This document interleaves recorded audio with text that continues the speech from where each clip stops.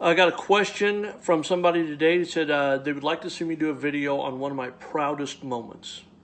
So here we go. I don't know if I've ever told this story before, but it's probably something I shouldn't be proud of. I had to take a class in college that I really didn't like.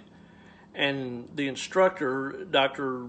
Shoebox, we'll call her, because I don't want to use her real name, we did not get along at all. Doesn't make her wrong, doesn't make me wrong for sure, but we just didn't get along. It's fine. But we show up to the classroom door one day, and I open the door for her, and she stops and she goes, "Mr. Thornsberry, what are you doing?"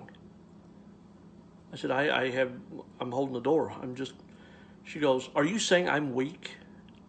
Do you think I'm weak and I need a man to remove a barrier for me?" And I started laughing. I thought she was kidding. She was not. And she said, "I find it disrespectful that you think that you have to open a door for me." I was like, "I don't think I need to.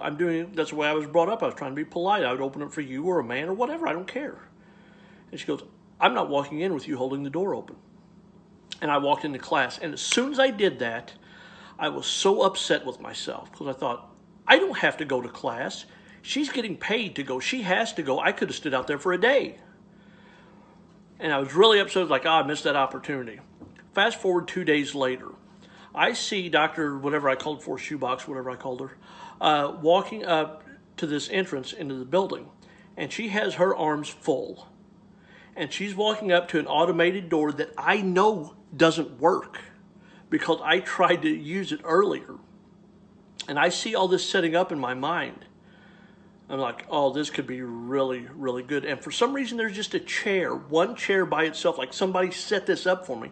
So I go over and I'm sitting in this chair, and she goes up and she's kind of nudging the automatic door open with her hip, and it doesn't work.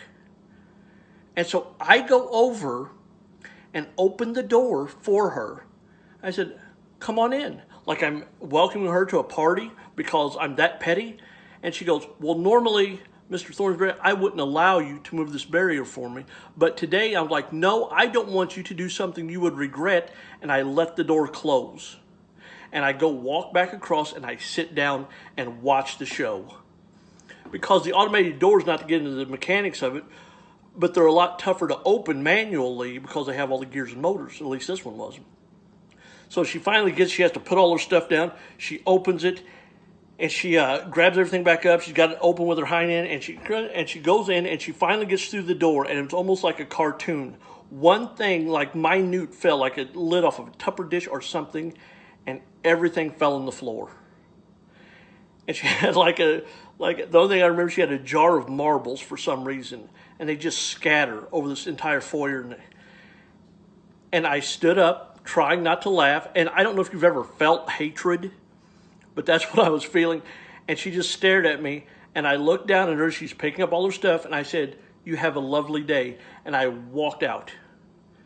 Now, hindsight, or to be honest, is that I actually needed to be in that building. So I just made a point of walking out to walk around the back side of the building so I could come in and go to class I had to go to, but I wanted that dramatic effect of walking past her. So essentially, Chad, or what you tell is one of your proudest moments is when you didn't help somebody. Yes, it is. Not something that I probably should be proud of, but it worked out really well. So I really appreciate that question. I appreciate you watching all this stuff and contacting me. So thanks a lot, everybody. I'll talk to you soon. See you.